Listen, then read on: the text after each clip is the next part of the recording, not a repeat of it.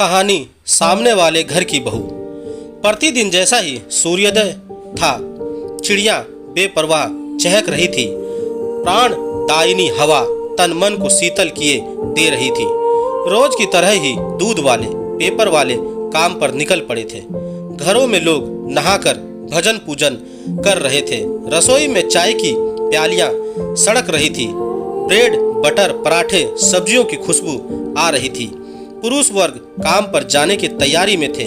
माएँ बच्चों को लेकर दौड़ती हुई इस हड़बड़ी में कि कहीं स्कूल बस छूट न जाए। सब कुछ एक जैसा, किसी पर कोई असर नहीं। किसी की हरी भरी दुनिया बसने से पहले ही उजड़ गई।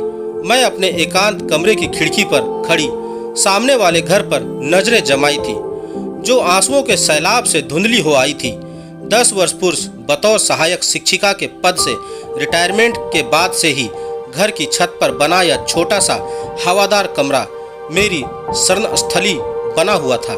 मैंने नौकरी बहुत बेमन से की थी, कुछ आर्थिक कारणों से और कुछ पति एवं ससुराल वालों के दबाव के कारण। मैं एक अंतर्मुखी दीन दुनिया से बेखबर स्त्री थी। मुझे अपनी कल्पनाओं की दुनिया में व्यस्त रहना अच्छा लगता। मेरी विचार मेरे सपने मुझे लेखन की दुनिया में खींच लाए। अपनी कहानियों और लेखों के प्रकाशन से मुझे अनुपम संतोष मिलता, किंतु अन्य आम स्त्री की भांति मुझे भी पति सास ससुर देवर ननंद और अपने दोनों बच्चों की सेवा टहल करनी पड़ी। लेखन का समय कम मिलता, किंतु मैं निकाल ही लेती। प्रकाशित रचनाओं को देखकर मिली खुशी मैं किसी से बांटती नहीं, किंतु पति का मूक समर्थन मेरा संबल था।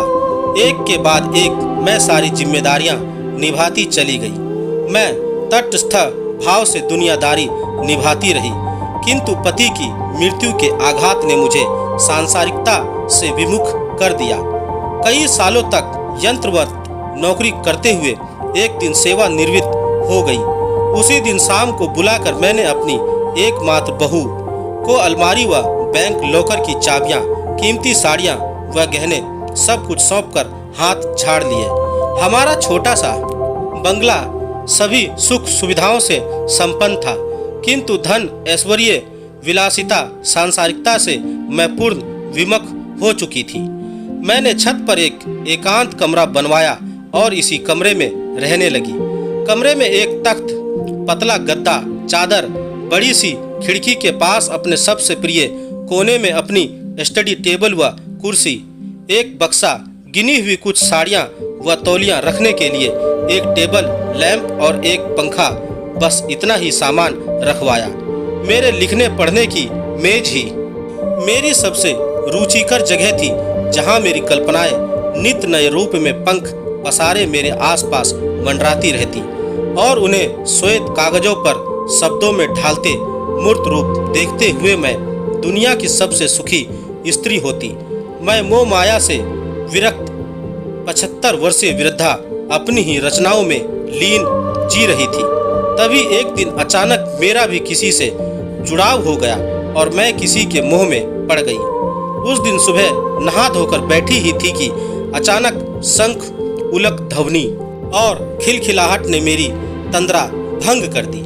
देखा सामने वाले घर का बड़ा लड़का शादी के बाद पत्नी के साथ घर में प्रवेश करने जा रहा था। दूल्हा धोती कुर्ता व सिर पर टोपो पहने था और उसके बगल में लाल बनारसी साड़ी में सजी सिमटी सी खड़ी थी उसकी दुल्हन। सिर पर श्वेत मुकुट, विदाई के आंसुओं से धुला सुंदर चेहरा, क्लांत भाव, नयन झुके हुए। लड़का कुछ मस्ती के मूड में था। माँ द्वारा आरती कर लेने और बहनों से कुछ लेने देने के बाद उस जोड़े को गृह प्रवेश की अनुमति मिल गई। वह एक बंगाली ब्राह्मण परिवार था। अगले दिन बहुभोज के आयोजन में बहू ने हरे रंग के सुनहरे चौड़े बॉर्डर वाली तांत की साड़ी पहनी थी, गहनों से लदी थी, केस पूरे खुले थे, घूंघट भी बस नाम मात्र का था। सर्वप्रथम साड़ी, सिंदूर, आलता व अन्य सामग्री उसके आंचल में देते हुए पति ने जीवन भर उसके वस्त्र भोजन की जिम्मेदारी वहन करने का वचन दिया। फिर बहू ने कोई एक व्यंजन सबकी थाली में परोसा। और भोज शुरू हो गया। हंसी खुशी का माहौल था।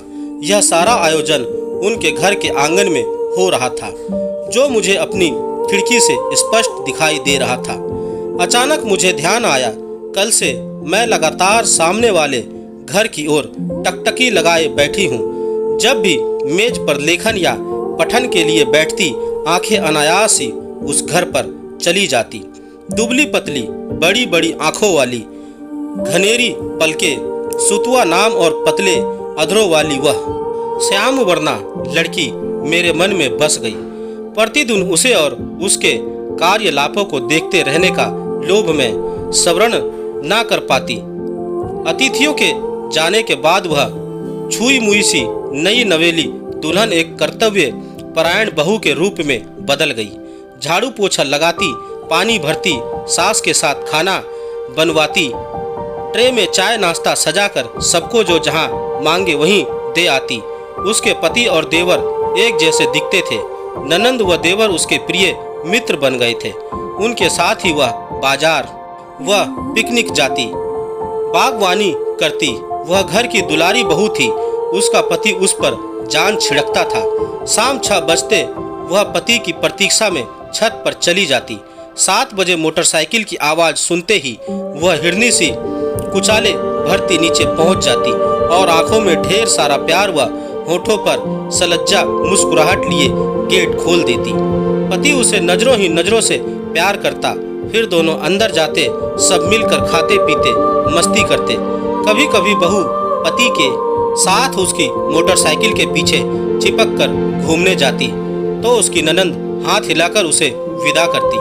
फिर रात गहराती, दरवाजे खिड़कियों के पर्दे लहराते। मैं अपने एकांत कमरे में बैठी उनके कमरे की रोमानियत को महसूस करती। उस घर में जिंदगी बसती थी जिसने मुझे भी प्रफुल्ल कर दिया था। उस दौरान मैंने दर्जनों प्रेम कथाएं लिखी। मेरे पाठक प्रकाशन विस्मित थे कि इस 75 वर्षीय बुढ़िया में ऐसी कौन सी प्रेम की कोपलें फूट आई जो यह तन मन से सिहरन जाने वाली सच्चे प्यार की अनुभूति कराने वाली कहानियां लिखे जा रही है। अब उन्हें भला कौन बताता कि मैं सचमुच ही सामने वाली बहू, जिसका मैं नाम भी नहीं जानती थी, से एक गहरा रिश्ता जोड़ बैठी थी।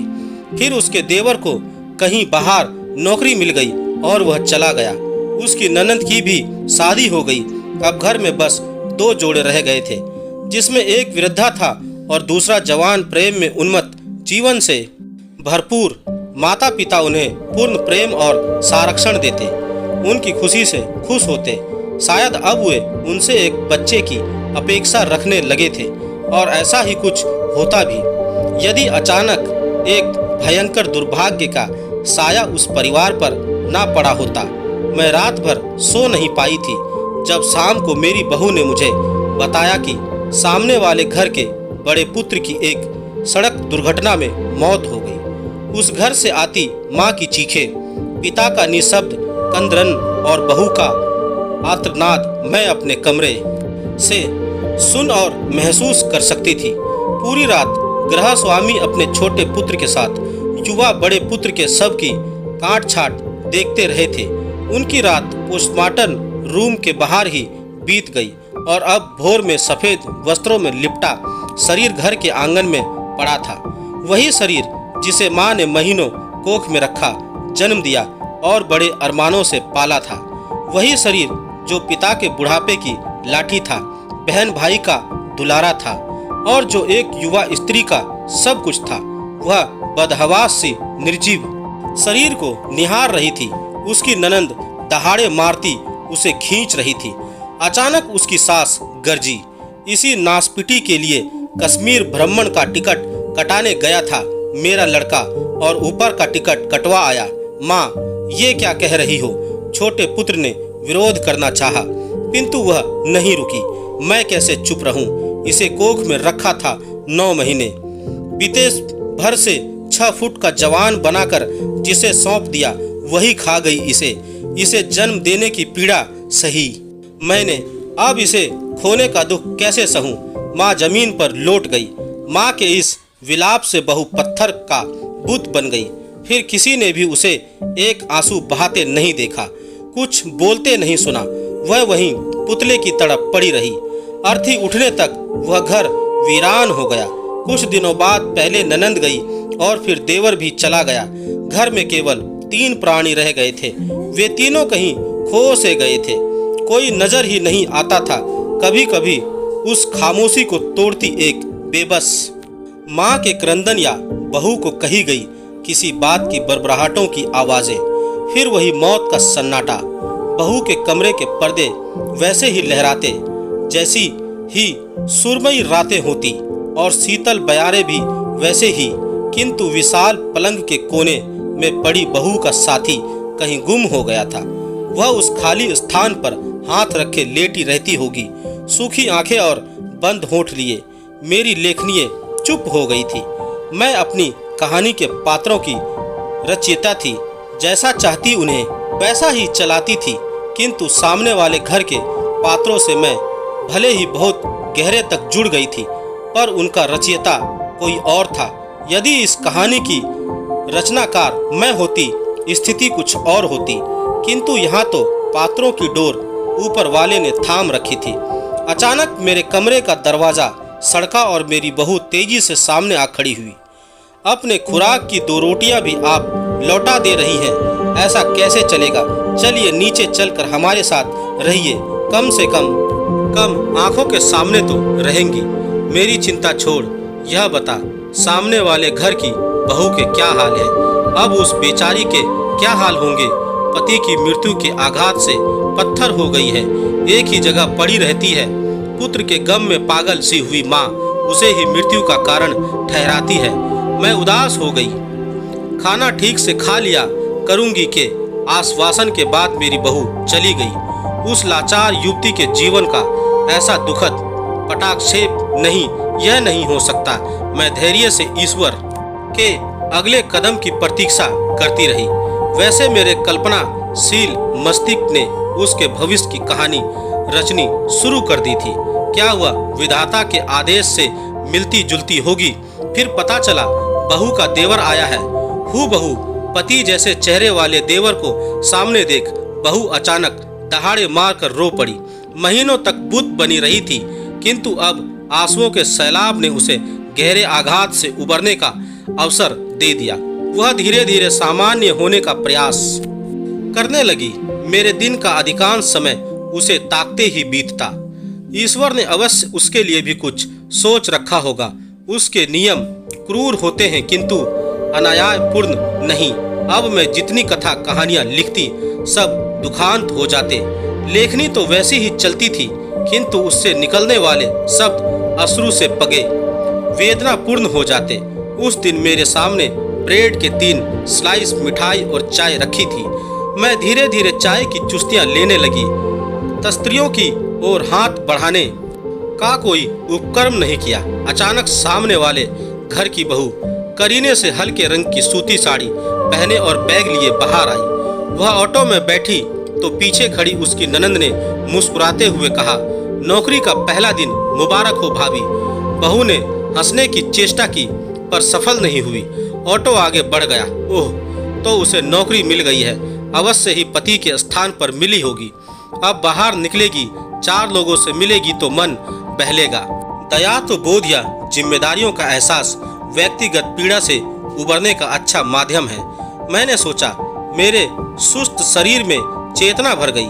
मैंने फटाफट अपना नाश्ता खत्म किया और ऊपर से ही आवाज लगाई, बहू 1 कप चाय और मिलेगी? क्यों नहीं मम्मी, अभी लाई। बहू ने नीचे से ही जवाब दिया। कभी कुछ न मांगने वाली माँ के एक इशारे पर वह 100 जान न्योछावर हो गई। 2 मिनट में चाय हाजिर थी।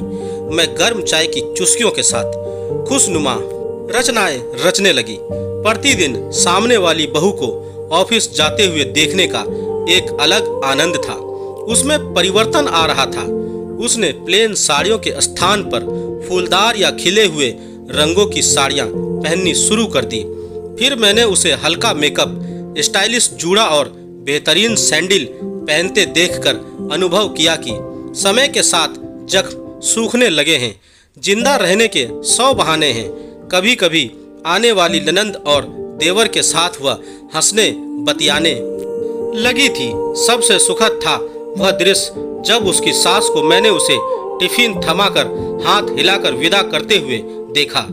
उसके पति की मृत्यु के बाद मुझे स्वयं अपनी जिंदगी ठहरी सी लगती थी। उसे रोते बिलखते देखकर लगता मैं भी किसी क्षण समाप्त हो जाऊंगी। कभी मैं उनके साथ रोई थी, आज उनकी खुशी में शरीक होकर प्रसन्न हो रही थी। जैसे मैं अपनी कहानियों के पात्रों को इच्छा अनुसार ढालती थी, वैसे ही परमेश्वर भी तो अपने बनाए पात्रों के जीवन में उलटफेर करके आनंदित होता होगा। लेकिन यदि वह मेरी कहानी का किरदार होती तो मैं उसका पुनर्विवाह करवा देती। उसकी गोद में भी एक चांद सा बच्चा खेलते देखती। चल चल ज्यादा उड़ मत, ईश्वर ने शायद तेरी इच्छा अनुसार ही तो उसे स्वावलंबी बना दिया, उसे हंसने का मौका दिया। जो उसे कोसते थे अब प्यार करने लगे हैं। अब और क्या चाहती है तू? मेरे अंतर्मन ने मुझे फटकारा तो जवाब भी वहीं से किसी ने दिया। वह तो दूसरों के लिए हंसती है, अपने लिए कहाँ। रात को अकेले में बिस्तर पर सिसकती होगी। बस इतना ही बदलाव आएगा क्या? नहीं, कुछ और सुखद परिवर्तन की जरूरत है। हे ईश्वर, जो करना है जल्दी करना। मेरे पास भी कहाँ वक्त बचा है। अब मैंने हाथ जोड़े। वह नवरात्रि का द्वितीय दिन था। मैं यूं ही बैठी थी, अचानक चिर परिचित उलूक ध्वनि व शंखनाद ने मेरे कान खड़े कर दिए। मैं लगभग भागती हुई खिड़की के पास पहुंची। शायद ईश्वर ने मेरी पुकार सुन ली थी, किंतु यह क्या, वह तो उसका देवर था, दूल्हे के वेश में। उसके बगल में गुलाबी जोड़े में उसकी अर्धांगिनी। मेरा मन बुझ गया। विधवा भाभी शायद अब शकुन के भय से वहां ना थी। ननंद, नंदोई, बच्चे, सास ससुर सब प्रसन्न मुद्रा में खड़े थे। वह कहीं छुप कर तो खड़ी होगी, पर कहाँ। मेरी व्यंग दृष्टि इधर उधर भटकने लगी। अचानक मेरी धड़कनें तेज हो गई। श्वास प्रश्वास तीव्र से तीव्रतर होते गए। अरे मैं भी कैसी मूर्ख थी। सामने खड़ी सामने वाले घर की बहू को पहचान नहीं पा रही थी। वही तो पति के बगल में दुल्हन के लिबास में खड़ी थी। सूनी मांग अब सिंदूर से दमक रही थी। वैद्य के श्वेत वस्त्र अब चमकीले रंगों में परिणित हो गए थे। एक वीरान दुनिया आबाद हो गई। टूटे दिल पुनः जुड़ने लगे, कामनाएं पुनः तरंगित होने लगी थी। मेरी खुशी का कोई ठिकाना ना था, पर बाकी दुनिया उस दिन की भांति आज भी इस सब से जैसे बिल्कुल अछूती प्रभावहीन थी। सब अपने अपने काम में मस्त थे, उन्हें किसी से क्या लेना देना। किंतु सूर्य की किरणें आज ज्यादा चमकीली थी। चिड़ियों के कलख में जीवन का संगीत बह रहा था। सामने वाले घर की बहू इस बात से अनभिज्ञ थी कि कोई और भी उसकी खुशी में शरीक था। घर के ऊपर एकांत कमरे में एक वृद्ध स्त्री प्रसन्नता से नाच और गा रही थी। आज उसके जोड़े में दर्द नहीं था और ना ही सांस फूल रही थी। वो अपने बहू से आज कुछ मीठा खाने की फरमाइश करने वाली थी। उसके लेखन में फिर से प्रेम की उताल तरंगों के गीत सजने वाले थे। स्त्री पुरुष के चिर प्राचीन व अति नवीन रिश्तों के पावन एहसास फिर से शब्दों में ढलकर एक नई दुनिया रचने जा रहे थे। दोस्तों, आपको मेरी यह कहानी कैसी लगी, आप मुझे मेरे कमेंट्स बॉक्स में जाकर मुझे बता सकते हैं। और अगर आप मेरे चैनल पर नए हैं तो मेरे चैनल को सब्सक्राइब जरूर करें और बेल आइकन का बटन भी दबा दें। धन्यवाद दोस्तों।